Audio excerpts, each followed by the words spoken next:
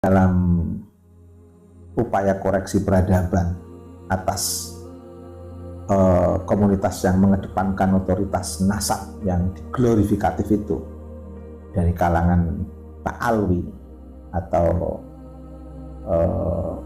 di antara glorifikasi yang dilakukan oleh di antara habaib itu ada hal yang menarik. Apa? Munculnya manuskrip yang ada di Kiai Haji Salim. Ini luar biasa. Ibarat Kiai Salim diem aja sudah, datanya sudah berbicara. Dan ini manuskrip-manuskrip seperti ini tidak dimiliki oleh Robitoh. Naskah-naskah kuno seperti ini tidak akan dimiliki oleh yang justru notabene yang selalu berkampanye tentang arti pentingnya nasab harus didasarkan pada dokumen, tes DNA, itu justru digaungkan oleh mereka.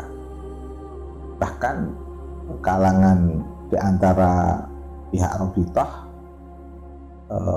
orang-orang yang ada di Robitoh ada yang mengatakan nasab itu kayak ilmu pasti, nggak bisa diutek-utek, nggak bisa dirubah-rubah, semuanya berbasis data dan itu harus pasti, nggak bisa katanya.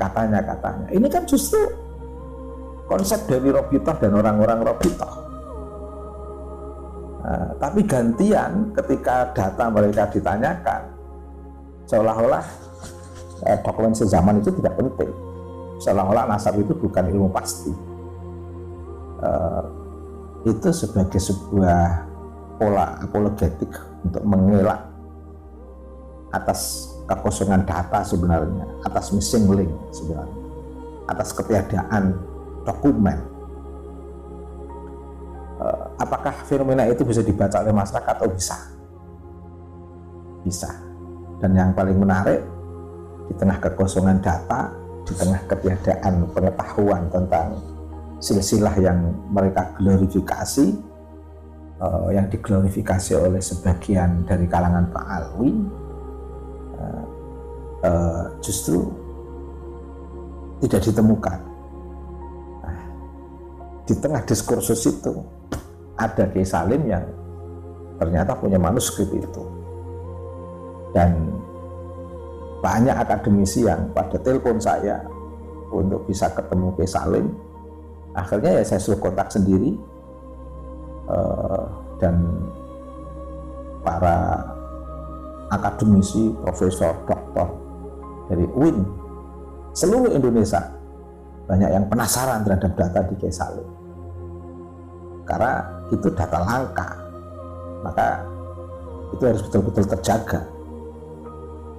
Karena data-data kita dulu hilang, informasinya jelas siapa yang menghilangkan. Paling tidak yang paling bisa dijadikan kambing hitam itu Belanda lah. Manuskrip, karya-karya kuno banyak dibawa ke Leiden, ada yang dibakar. Tapi kalau ditelusuri lebih dalam, saya kira tidak hanya Belanda, ya geng-gengnya, orang-orang yang melakukan persekongkolan busuk dengan kolonial Belanda pada saat itu siapa? Semuanya punya kontribusi atas kerusakan manuskrip Nusantara, atas kerusakan manuskrip masyarakat pribumi. Semua punya kontribusi, mereka yang melakukan kerjasama atau persekongkolan busuk di era kolonial.